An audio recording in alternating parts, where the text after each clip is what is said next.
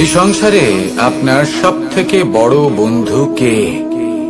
কেউ বলবেন ছোটবেলার বন্ধুরা, কেউ বলবেন মাতা পিতা, কেউ বলবেন ঈশ্বর। এবারে বলুন যে এই সংসারে আপনার সব থেকে বড় শত্রু কে? কেউ বলবে আপনার বিরোধী, সেই ব্যক্তি যে আপনাকে হিংসে করে, বা আপনার নিজের অহংকার। আমি বলবো যে এই সংসারে আপনার সব থেকে বড় বন্ধু হলো আপনার নিজের মন। এই চঞ্চল মনকে যদি আপনি নিয়ন্ত্রণ করতে শিখতে পারেন, তাহলে এর থেকে বড় বন্ধু এই সংসারে আপনি কোথাও পাবেন না। সেখানেই যদি এই মন আপনাকে বশ করে ফেলে, তাহলে সংসারে এর থেকে বড় শত্রুও আপনি কোথাও পাবেন না। প্রথমে এই মনকে নিয়ন্ত্রণ করতে শিখে যান, আর তখন এই মন প্রসন্ন হয়ে বলবে। মনুষ্য জীবনের সব থেকে বেশি গুরুত্বপূর্ণ বিষয় হল মনের একাগ্রতা। এই সংসারের যে কটি মহান কার্য সম্পাদন হয়েছে, তা হল মনের এই একাগ্রতার একমাত্র ফল। আপনি অবশ্যই দেখে থাকবেন, অনেক ছোট বড় নদী যা বয়ে চলে, তাদের সামনে একটা বাঁধ নির্মাণ করা হয় সেই সব নদীর জল সঞ্চয় করতে। বাঁধ হয়ে গেলে প্রয়োজন মতো বা মনের ইচ্ছে মতো তাকে ব্যবহার করা সম্ভব। এবার এটাই আমাদের মনের সাথেও সম্ভব। আমাদের মনের একাগ্রতা আজকের দিনে দাঁড়িয়ে বিভিন্ন ধরনের বিকার, ক্রীড়া এবং ভোগের মধ্যে ভাগ হয়ে গেছে। একে একত্রিত করতে হবে, একটা বাঁধ নির্মাণ করতে হবে। শুধু এটাই করতে হবে, যেটা উচিত কর্ম সেটাই করুন, যেটা অনুচিত কর্ম সেটা করা থেকে নিজেকে বিরত এটাই করতে হবে। যেটা উচিত কর্ম সেটাই করুন, যেটা অনুচিত কর্ম সেটা করা থেকে নিজেকে বিরত রাখুন। ব্যাস, এই কাজটাই আপনি করতে থাকুন, করতে থাকুন। মনের মধ্যে একাগ্রতার বাঁধ নির্মাণ করুন। আর একবার যদি তা নির্মাণ হয়ে যায়, তাহলে যখন চাইবেন, যেখানে চাইবেন, যতটা চাইবেন, একাগ্রতা প্রয়োগ করতে পারবেন। আর একবার যদি আপনি এটা শিখে যান, তাহলে এই সংসারকে বদলে ফেলার মতো কাজ আপনি করতে পারবেন, সমাজকে শোধরাবার মতো কাজ করতে পারবেন। তাহলে এই মনকে একাগ্র করুন আর আমার সাথে ভালোবেসে বলুন, রাধা রাধা। আমরা সবাই ফল খাই, কিন্তু আমাদের সেই ফলই প্রিয় হয় যে পরিপক্ক হয়ে ওঠে, যেটা নম্র হয়, আর যে ফল অনেক বেশি মিষ্টি আর সুস্বাদু হয়ে থাকে, যাদের রঙে বাহার দেখা যায়। সেইভাবে জীবনে আমরা নানান মানুষের সাথে পরিচিত হই, কিন্তু সেই মানুষই আমাদের মন ছুঁয়ে যায় যারা বিনম্র স্বভাবের, যাদের বাণী খুব মধুর, যাদের অন্তরে আত্মবিশ্বাসের একটা তেজ, একটা রং দেখা যায়। এবার এমন ব্যক্তি আমরা কি করে হব? ঠিক সেইভাবেই যেমন একটা ফল রোদ, বর্ষা, শীত, বায়ু, এই সকল সংকটময় পরিস্থিতির সম্মুখীন হয়ে পরিপক্ক হয়ে ওঠে, সেইভাবেই মানুষ সংকটময় পরিস্থিতির সম্মুখীন হয়ে পরিপক্ক হয়ে ওঠেন। যদি এই সংকটের সম্মুখীন হন, তাহলে অভিজ্ঞ হবে, আর এই অভিজ্ঞতাই শিক্ষা দিয়ে যাবে। এই অভিজ্ঞতা আমাদের শিখিয়ে দেয় যে আমাদের বিনম্র থাকতে হবে। অহংকার করে কোনো লাভ নেই। মধুর বাণীর যে কি মূল্য তা আমরা শিখতে পারি। এই অভিজ্ঞতাই আমাদের বুঝিয়ে দেয় যে উচিত অনুচিত কোনটা, আমাদের দৃষ্টিভঙ্গি তৈরি করে, আর এই দৃষ্টিভঙ্গি দ্বারা আত্মবিশ্বাস জাগ্রত হয়। সেই জন্য জীবনে কখনো বিপদ থেকে দূরে পালাবেন না, সেগুলোর সম্মুখীন হন, অভিজ্ঞতা লাভ করুন, তার থেকে শিক্ষা লাভ করুন, এইভাবেই পরিপক্ক হবেন। আসুন আমার সাথে ভালোবেসে বলুন, রাধা রাধা। ধন সঞ্চয় করা সম্ভব, আর সেই জন্য ধন সব থেকে বেশি মূল্যবান সম্পত্তি নয়। এবার আপনি বলবেন, এ আমি কি বলছি? এই ধন খুব মূল্যবান, আমরা সকলে অর্জন করতে ব্যস্ত। সেটা এই কারণে, কারণ আপনারা জানেন না এই সংসারের সব থেকে বেশি মূল্যবান সম্পত্তি কি। এ হলো সেই সম্পত্তি যা কখনো সঞ্চয় করা সম্ভব নয়। আপনার কাছে যতই ধন থাকুক, তা দিয়ে আপনি স্বাস্থ্য লাভ করতে পারেন, বাড়ি কিনতে পারেন, আদি ইত্যাদি, কিন্তু আপনি যতই ধনী হন না কেন, ফেলে আসা দিনের একটা মুহূর্ত আপনি লাভ করতে পারবেন না। এই একটা মুহূর্ত, এই সময়, এটাই হলো সংসারের সব থেকে মূল্যবান সম্পত্তি। একবার চলে গেলে তা কখনোই ফিরে আসে না।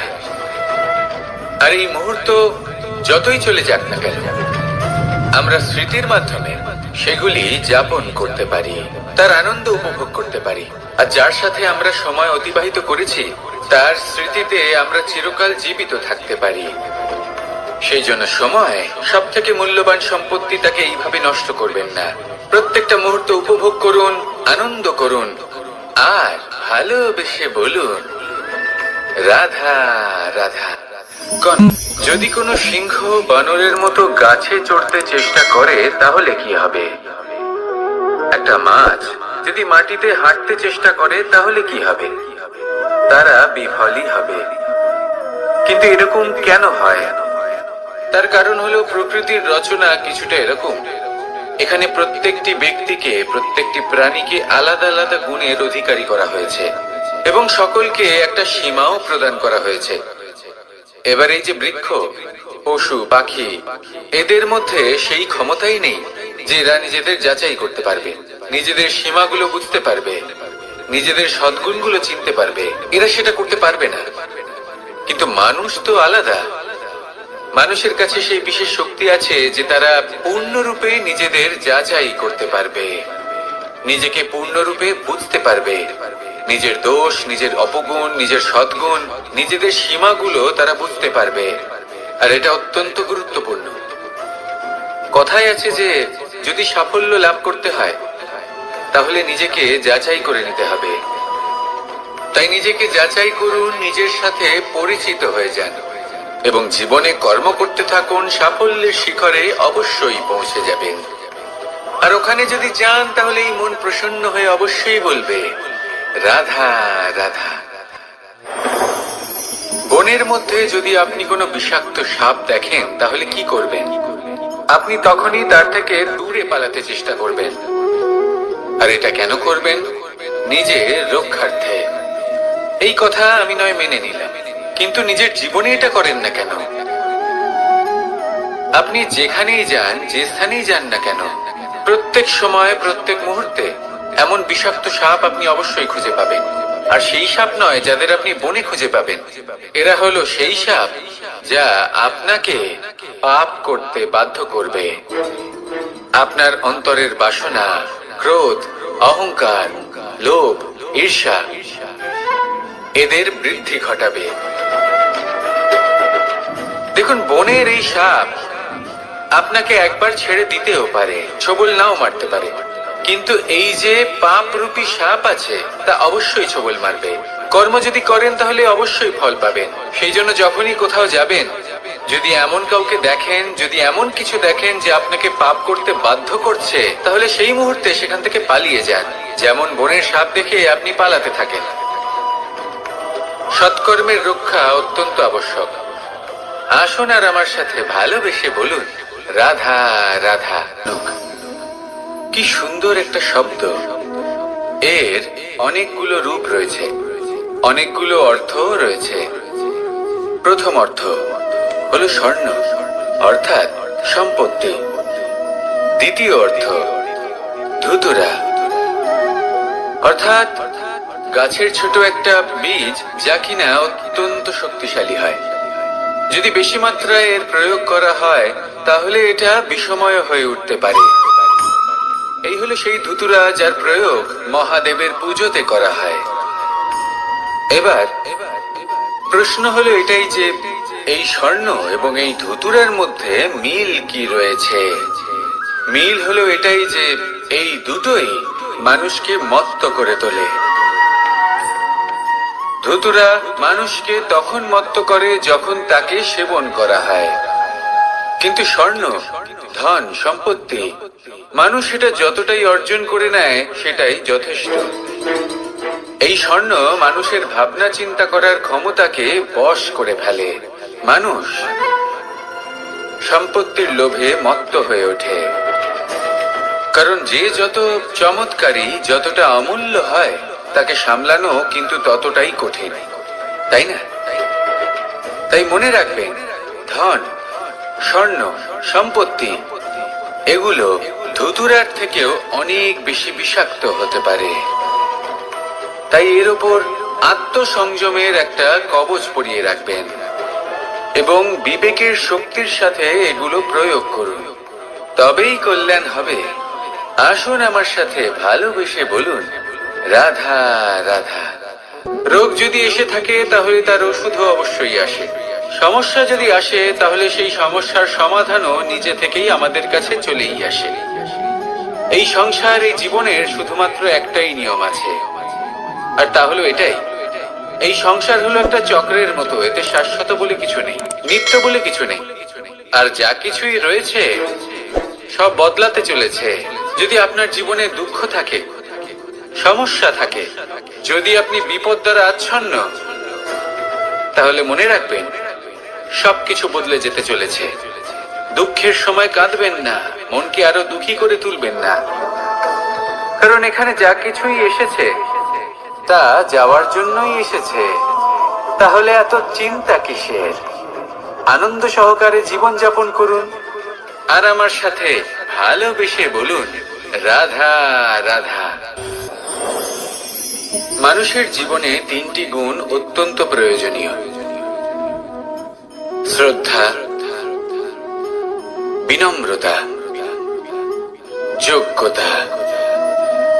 যদি জ্ঞান লাভ করতে চান তাহলে শ্রদ্ধার প্রয়োজন, যদি মান লাভ করতে চান তাহলে স্বভাবে বিনম্র হওয়া প্রয়োজন, আর যদি মনোবাঞ্ছিত স্থান লাভ করতে চান তাহলে যোগ্যতার প্রয়োজন। বিষয়টা সহজ। শ্রদ্ধা আপনাকে জ্ঞান দেবে, নম্রতা আপনাকে মান, আর যোগ্যতা উচিত স্থান দেবে। কিন্তু যদি আপনি এই তিনটি গুণ সম্মিলিত করেন তাহলে এমন কিছু লাভ করবেন যা এই সব কিছুর থেকে অনেক ঊর্ধ্বে। সম্মান। আর এ হলো সেই সম্মান যা প্রত্যেক মানুষের নিজের জীবনে লাভ করতে চেষ্টা করা উচিত, কারণ এই হলো সেই সম্মান যার কারণে আপনি চলে যাওয়ার পরেও এই সংসার আপনাকে ভালোবাসবে আর মনে রাখবে। আসুন আমার সাথে ভালোবেসে বলুন, রাধা রাধা। জীবনে গতি অত্যন্ত গুরুত্বপূর্ণ, মতিও হলো গুরুত্বপূর্ণ, এবং তার থেকেও বেশি গুরুত্বপূর্ণ হলো সঙ্গতি। একটা জলের ফোঁটা, তার মধ্যে গতি থাকে, প্রকৃতির মধ্যে তা লাভ করার ইচ্ছে নিহিত থাকে, কিন্তু এই যে সঙ্গতি তা নির্ধারিত করে যে এই জলের ফোঁটা ঝিনুকের মুখে পড়ে মুক্ততে পরিণত হবে নাকি বিষাক্ত সাপের মুখে পড়ে বিষে পরিণত হবে। এবার দেখুন, এই জঞ্জাল স্বর্ণকারের দোকানের সামনেও থাকে, এবং জঞ্জাল একজন ব্যবসাদারের দোকানেও থাকে, কিন্তু জঞ্জাল যা স্বর্ণকারের দোকানে থাকে তা ব্যবসাদারের দোকানের জঞ্জালের থেকে অনেক বেশি মূল্যবান, কারণ তার মধ্যে সোনার কণার সঙ্গতি থাকে। সেই জন্য জীবনে সঙ্গতির উপর বিশেষ গুরুত্ব দেবেন। যেমন সঙ্গতি তেমনই আপনি হবেন। আসুন আমার সাথে ভালোবেসে বলুন, রাধা রাধা। প্রত্যেক প্রাণী ভালোভাবে জীবন যাপন করতে চান, এটা তাদের স্বভাবে আছে এবং ভাবাটা অনুচিত নয়। কিন্তু একটা ভালো জীবনের গুরুত্বপূর্ণ অংশ কোনটা? বসবাসের স্থান, সেই স্থান যেখানে আমরা জীবন অতিবাহিত করি। এবার মানুষ ভাবতে পারেন যে একটা ভালো বাসস্থানের অর্থ কি? সেই স্থান যেখানে সহজে জল পাওয়া যায়, যেখানে শুদ্ধ বায়ু পাওয়া যায়, যেখানে আনাজ উৎপন্ন হয়। এটা জীবনযাপনের জন্য পর্যাপ্ত বটে, কিন্তু ভালো জীবন যাপনের জন্য আরো একটা কথা আপনাকে বুঝতে হবে। সাধু, জ্ঞানী, পণ্ডিত ব্যক্তি, এই সকল মহাপুরুষ, এনাদের যে বাসস্থান তা অত্যন্ত বিশেষ হয়। এখানে এক ধরনের বিশেষ ইতিবাচক শক্তি থাকে, এমন একটা স্থান যেখানে দেবতারাও বিচরণ করেন। জীবন আমরা সবাই যাপন করি, কিন্তু জীবনের উদ্দেশ্য শুধুমাত্র জীবন যাপন করা নয়। জীবনের উদ্দেশ্য হলো মুক্তি লাভ করা। আর এই সকল সাধু, জ্ঞানী, পণ্ডিত ব্যক্তি, এই সকল মহাপুরুষ আপনাকে মুক্তির পথে নিয়ে যেতে পারেন, কারণ এরা হলেন সেই মহাপুরুষ যারা নিজেদের অন্তরের বিকার, অহংকার, ক্রোধ, বিদ্বেষ, এই সকল দোষগুলিকে ত্যাগ করেছেন, এদের উপর বিজয় লাভ করেছেন। এমনই একজন ব্যক্তি আপনাকে মুক্তির পথে নিয়ে যেতে পারে। প্রয়োজন হলো শুধুই এনাদের চিনতে পারা, এদের কথা বুঝতে পারা এবং এদের দেখানো পথে চলা। যদি আপনি এটা করতে পারেন তাহলে এই মন, প্রফুল্ল হয়ে বলবে, রাধা রাধা।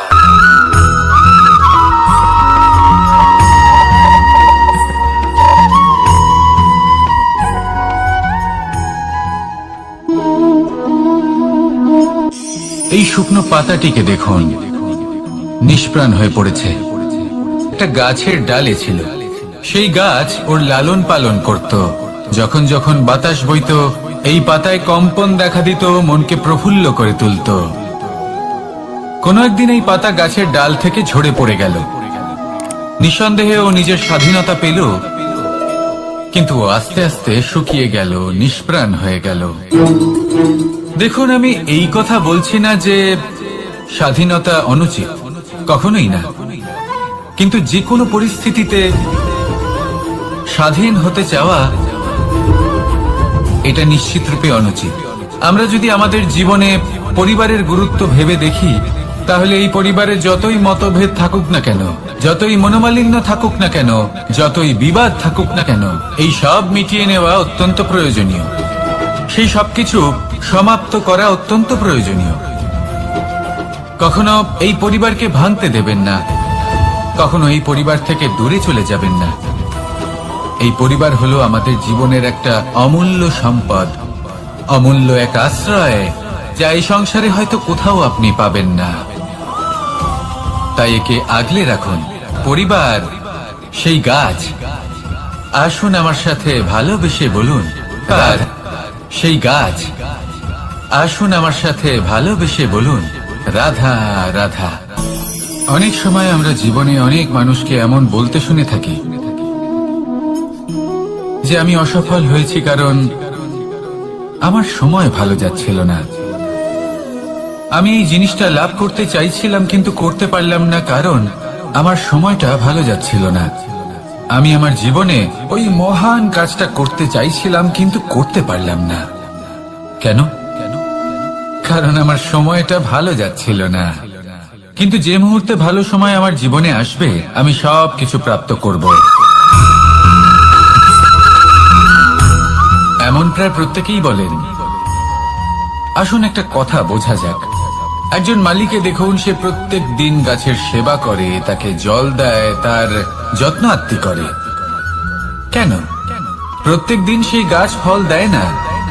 সঠিক সময় এলে তবেই সেই গাছ ফল দেয়, কিন্তু প্রত্যেক দিন মালি তার সেবা করে, তাকে যত্ন করে। শুধুমাত্র তখন করে না যখন সেই গাছ ফল দিতে সক্ষম। আর যদি মালি গাছের যত্ন প্রতিদিন না করে, তাহলে হয়তো সেই গাছ ফল দিতেই পারবে না। এটাই হলো আমাদের জন্য একটা শিক্ষা। যখন সময় আমাদের জন্য অপেক্ষা করে না, তখন আপনি সময়ের জন্য কেন অপেক্ষা করছেন? ভালো সময়ের জন্য অপেক্ষা করবেন না। ভালো এবং শুভ কর্ম দ্বারা ভালো সময়কে নিজের কাছে টেনে আনুন। নিরন্তর কর্ম করুন, পরিশ্রম করতে থাকুন। শুভ সময় আপনা থেকেই আপনার কাছে আসবে। আসুন আমার সাথে ভালোবেসে বলুন, রাধা রাধা। একে বালি বলুন, মাটি বলুন বা ধুলো বলুন, এ দিয়ে কত কিছু করা সম্ভব। এ দিয়ে আপনি নিজের বাসস্থান নির্মাণ করতে পারেন, প্রাচীর গড়ে তুলতে পারেন, অট্টালিকা নির্মাণ করতে পারেন। কিন্তু যদি এই বালিকে আপনি মুষ্টিবদ্ধ করে রাখতে চান, তাহলে তা হাত থেকে ফসকে যাবে। আপনি কখনোই একে মুষ্টিবদ্ধ করতে পারবেন না। এরকমই হয় আমাদের জীবন, আর এরকমই হয় সময়। এই মুষ্টিবদ্ধ করা বালির মতো। সময়কে আমরা বাধা দিতে পারবো না, আটকেও রাখতে পারবো না। এ হলো প্রবাহমান। জন্ম থেকে মৃত্যু পর্যন্ত এই যে সময়, তা খুবই সীমিত। আর এই সময় আমরা যেটাই করি তার দ্বারাই আমাদের মূল্য নির্ধারিত হয়। আর এই সংসার থেকে চলে যাওয়ার পরেও এই সংসার এই সব কর্মের জন্যই আমাদের মনে রাখে। তাই যদি আপনি এটা ভাবেন যে আজ যে কর্ম করার ছিল আমি না হয় কাল করে নেব, কাল আমার লক্ষ্যে পৌঁছানোর কথা ছিল আমি পরশু পৌঁছবো, না, এই সময় খুব মূল্যবান, একে নষ্ট করবেন না। এই সময়কে সদ্ব্যবহার করুন, মহান হবার পথে অগ্রসর হন। একে যদি মুষ্টিবদ্ধ করে রাখার চেষ্টা করেন, এই সময় থেমে থাকবে না। আসুন আমার সাথে ভালোবেসে বলুন, রাধা রাধা। আমাদের জীবনে অনেক ধরনের ব্যক্তি এসে থাকেন। কেউ কেউ আমাদের সাথে থেকে যান, কেউ আমাদের থেকে দূরে চলে যান। কেউ ভালো মানুষ হন, কেউ খারাপ মানুষ। কিন্তু আমরা সবসময় সেই সময়টাকে নিয়ে দুঃখ প্রকাশ করি যখন আমাদের জীবনে কোনো খারাপ ব্যক্তি প্রবেশ করেন। তারা আমাদের খারাপ অনুভূতি দেন, দুঃখ দেন, কষ্ট দেন। আমরা সবাই তাকে ভালো মন্দ কথা বলি। কিন্তু কেন? এমন বিভিন্ন ধরনের মানুষ, খারাপ মানুষ, ভালো মানুষ সবার জীবনেই আসেন এবং সকলকেই একটা অমূল্য শিক্ষা দান করে যান। এবার আপনি নিজেই ভেবে দেখুন, জীবনে যখন প্রথমবার আপনি আগুন স্পর্শ করেছিলেন, তখন আপনি একটা শিক্ষা লাভ করেছিলেন যে আমাকে আগুনের থেকে একটু দূরে থাকতে হবে। তারপর আস্তে আস্তে আপনি শিখলেন যে কিভাবে এই আগুনকে নিয়ন্ত্রণে রাখতে হবে। তারপর আপনি শিখলেন যে কিভাবে নিজের জীবনে তাকে প্রয়োগ করতে হবে, তা সে অন্ধকারে প্রকাশ লাভ করার জন্য হোক বা খাবার বানানোর জন্য। সেইভাবেই কোনো খারাপ ব্যক্তি যখন আপনার জীবনে আসে, কোনো শিক্ষা দিয়ে যান, তার প্রতি কৃতজ্ঞ থাকুন। তার বিষয় খারাপ ভাবার বা খারাপ অনুভূতি নিয়ে থাকার কোনো প্রয়োজন নেই। সেই শিক্ষা লাভ করুন। সংসারে আমাদের জীবনে যখন কোনো সুখ বা দুঃখ আসে, তার জন্য আমরা কাউকে না কাউকে অবশ্যই দায়ী করে থাকি, তাই না? এই ব্যক্তি আমাদের সাথে এরকম কাজ করেছেন, তাই আমার সাথে এমন হলো। ওই ব্যক্তি যদি এমনটা না করতেন, তাহলে আজ আমি ওই স্থানে পৌঁছতে পারতাম। সবই আপনার দৃষ্টিভঙ্গির উপর নির্ভরশীল। আর যদি আপনার দৃষ্টিভঙ্গি এমন হয়, তাহলে তা অনুচিত। সত্যি কথা বলতে, এই সংসারে ভিন্ন ভিন্ন ধরনের মানুষ আছে।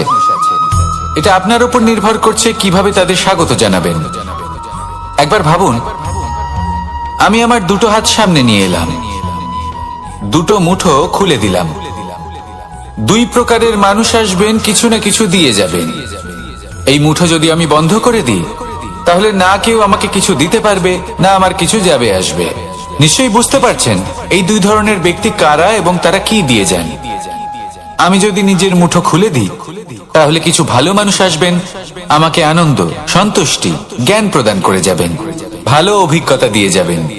কোনো খারাপ ব্যক্তি যদি আসেন, তাহলে তিনিও খারাপ অভিজ্ঞতা দেবেন, যার থেকে আমি শিক্ষা লাভ করব। এই সব কিছু আমি লাভ করতে পারি। মুঠো যদি বন্ধ করে রাখি, তাহলে আমি কিছুই পাবো না। দেখুন, এই সংসারে প্রত্যেকের জীবনে এরকম। প্রত্যেকের জীবনে সবকিছুই আছে, ভালো খারাপ দুই মানুষই আছে। ভালো অভিজ্ঞতা আছে, খারাপ অভিজ্ঞতা আছে। নির্ভর করছে আপনার উপর যে আপনি কি করবেন। এনাদের স্বাগত কিভাবে জানাবেন, কার থেকে কি বুঝবেন, কি শিখতে পারবেন, আর কোন দৃষ্টিভঙ্গি নিয়ে অগ্রসর হবেন। এটাই নির্ধারণ করবে যে আপনার জীবন কেমন হবে। আসুন আমার সাথে ভালোবেসে বলুন, রাধা রাধা। জীবনে যখন কোনো ব্যক্তি নিজের লক্ষ্য প্রাপ্তির জন্য নিরন্তর পরিশ্রম করতে থাকেন, চেষ্টা করতে থাকেন, তখন তিনি কষ্ট অনুভব করেন। কখনো শারীরিক কষ্ট, কখনো মানসিক কষ্ট। এবার উনি এটা ভাবতে থাকেন যে আমি কি উচিত করছি নাকি অনুচিত করছি। কারণ অন্যদিকে এমন একজন ব্যক্তিও আছেন যিনি একদমই পরিশ্রম, চেষ্টা করছেন না। তিনি মদিরা পান করেন, বিলাসিতায় জীবন কাটান, অলস প্রকৃতির হয়ে ওঠেন, নিদ্রাতে বিলীন হয়ে থাকেন আর ভাবেন যে তিনি সুখ লাভ করছেন। কিন্তু এরকম কেন হয়? কারণ যখন আমরা সৎ পথে থাকি, উচিত পথে চলি, লক্ষ্য প্রাপ্ত করার জন্য চেষ্টা করতে থাকি, তখন আমাদের ভেতরে থাকা নেতিবাচক শক্তি এবং পাপ এই দেহকে ত্যাগ করে দেয়। আর এই অনুভূতিটাই আমাদের দুঃখের অনুভূতি দেয়, কষ্ট দেয়। এবার সেখানে যদি আমরা কুপথে চলি, অনুচিত পথে চলতে থাকি, তাহলে আমাদের ভেতরে থাকা পুণ্য এবং ধনাত্মক শক্তি আমাদের দেহ ত্যাগ করে দেয়। আর এই অনুভূতির কারণেই আমরা সুখ অনুভব করি। কিন্তু কখনো ভাববেন যে এই সুখ বেশি সময় পর্যন্ত থাকে না। সেই জন্য সবসময় মনে রাখবেন, যদি আপনি জানেন যে এটাই আপনার লক্ষ্য, এটাই উচিত পথ, শুভ পথ, তাতে নিরন্তরভাবে এগিয়ে যেতে চেষ্টা করতে থাকুন। এই কষ্ট আপনাকে সুখের পরাকাষ্ঠায় কখন পৌঁছে দেবে তা আপনি জানতেই পারবেন না। আসুন আমার সাথে ভালোবেসে বলুন, রাধা রাধা। প্রত্যেক মানুষ নিজের জীবনে হীরক তথা হীরে এবং দর্পণ এই দুই দেখেছেন। এই দুই হলো সাদা এবং এরা দুজনেই আলোর প্রতিফলন ঘটায় এবং এরা দুজনেই উজ্জ্বল হয়ে ওঠে। আপনি হয়তো মনে মনে ভাবছেন যে এটা কি ধরনের তুলনা করছি। একটা হীরে তো রত্ন, তার মূল্য দর্পণের থেকে অনেক গুণ বেশি। কিন্তু হীরে থাকাতে দর্পণের মূল্য কিন্তু কোনো অংশে কমে যায় না, তাই না? মানুষ যখন হীরে নিজের হাতে নেয় তখন সবার আগে কি খোঁজে? দর্পণ, যাতে তার মধ্যে দিয়ে দেখে সে বুঝতে পারে যে সেই হীরে আদৌ তার শোভাবর্ধন করছে কিনা, তাকে ভালো দেখাচ্ছে কিনা, প্রসাধনের জন্য সেটা ব্যবহার করা ঠিক হবে কিনা। অর্থাৎ হীরের উপস্থিতিতে দর্পণের গুরুত্ব কম হলো না, দর্পণের কারণে হীরের মূল্য বোঝা গেল। আমাদের জীবনেও ঠিক এরকমই ঘটে। আপনারা যদি সংসারে নিজের আশেপাশে দেখেন, এমন অনেক মানুষ দেখতে পাবেন যারা নিজেদের ক্ষেত্রে মহান স্থানে পৌঁছেছেন, নিপুণ এবং শ্রেষ্ঠ হয়েছেন। আর তাদের মধ্যে আপনার নিজের মনে হয় যেন আপনি হলেন দর্পণ। নিজেকে ছোট মনে করবেন না। আপনার মূল্য কম হচ্ছে না, আপনার নিজস্ব মূল্য আছে। আর যদি আপনার অস্তিত্ব না থাকে তাহলে ওনাদের অস্তিত্বের মূল্য সংসার বুঝতেই পারবে না। জীবনে সবসময় চেষ্টা করবেন যাতে আপনি আরো বেশি শ্রেষ্ঠ হয়ে উঠতে পারেন। আপনি নিজে যে স্থানে আছেন সেটাকে ছোট মনে করবেন না, তারও নিজস্ব একটা মূল্য আছে। যদি আপনি হীরে হয়ে থাকেন তাহলে অহংকার করবেন না, যদি আপনি দর্পণ হয়ে থাকেন তাহলে নিজেকে ছোট মনে করবেন না।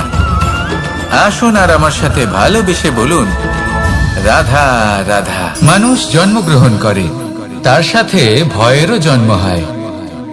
ছোটবেলা থেকেই আমাদের মনে কোনো না কোনো প্রকারের ভয় থেকেই যায়।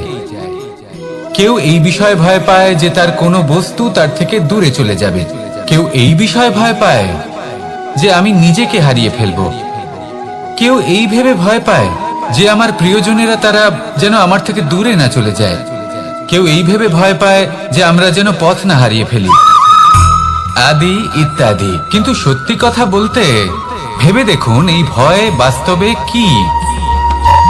শুধুই একটা মনস্থিতি, আর কিছুই নয়।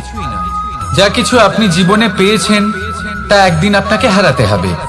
এই জীবন হলো আপনারই, কিন্তু তাও একদিন সমাপ্ত হবে। তাই ভয় পেয়ে কি লাভ? এই ভয় শুধু আপনাকে জীবন যাপন করা থেকে বাধা দিচ্ছে, আর কিচ্ছু নয়। পথ হারিয়ে ফেললেই বুঝতে পারবেন যে নতুন পথ কিভাবে বানাতে হয়। কিছু মানুষকে জীবন থেকে হারালে তবেই আপনি বুঝবেন যে আপনার আপনজনকে। এই ভয়ের কারণে ভীত হয়ে থাকবেন না। এই তারা নক্ষত্র অন্ধকারের অভাবে গুরুত্ব হারায়। শিবকেও মহাদেব হওয়ার জন্য বিষপান করতে হয়েছিল। প্রত্যেক পরিস্থিতি, প্রত্যেক সাফল্য আপনার পরীক্ষা নেবে, তাতে উত্তীর্ণ হওয়া হলো আপনার কর্ম।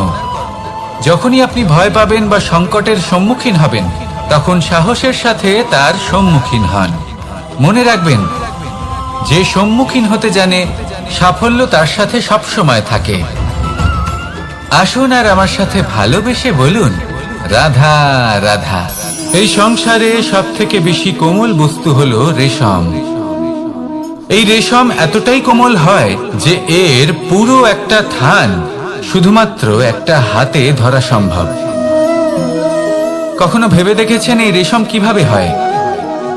একটি কীট তার লালার দ্বারা উৎপন্ন হয়। এই কীট সেই রেশমকে পাক দিতে থাকে, পাক দিতেই থাকে, আর আস্তে আস্তে তার মধ্যেই জড়িয়ে পড়ে। শেষে ওর এই সুন্দর অমূল্য সৃষ্টি রেশমের এই সুতো, তার নির্মাণ কার্য পূর্ণ হয়। কিন্তু তাতেই ও নিজে বন্দী হয়ে যায়। নিজেরই মায়াজালের এই বন্দী গৃহে নিজেই ফেঁসে যায়। এবার এই সুতোকে ব্যবহারযোগ্য করে তোলার জন্য এই কীটগুলিকে এই কবচের সাথেই ফুটন্ত জলে ফেলে দেওয়া হয়। এই সংসারে যদি আমাদের স্বপ্ন এই সংসারের দুঃখ হরণ করার জন্য এই সংসারে সুখ বিতরণ করার জন্য হয়, তবেই আমাদের প্রগতি সম্ভব। যদি আমাদের এই স্বপ্ন শুধুই আমাদের এবং আমাদের স্বার্থ সিদ্ধির জন্য হয়, তাহলে এই স্বপ্ন আমাদের অন্ধ করে দেবে, আমাদের অন্ধকারের পথে নিয়ে যাবে, আর আমরাও সেই কীটের মতো হয়ে যাব। নিজেদেরই মায়াজালে আমরা নিজেই ফেঁসে যাব, আর শেষে আমরা যদি কিছু লাভ করি তা হবে একাকিত্ব, অন্ধকারময় মৃত্যু। তাই স্বপ্ন অবশ্যই দেখুন, কিন্তু এমন ভাবে স্বপ্ন দেখবেন না যে তার এই বন্দিগৃহে আপনি নিজেই ফেঁসে গেলেন। স্বপ্ন দেখুন পরোপকারের, পরমার্থের, সবাইকে উদ্ধারের, অন্ধকারের নয়। তবেই কল্যাণ হবে, আর তবেই এই হৃদয় প্রসন্ন হয়ে বলবে রাধা রাধা। মানুষ যখন এই সংসারে প্রবেশ করে, অর্থাৎ জন্মগ্রহণ করে, তখন নিশ্চিন্তে থাকে, আনন্দে থাকে। কিন্তু যেই মাত্র তার মধ্যে বোধশক্তি আসে, তখন সে চিন্তা করতে শুরু করে।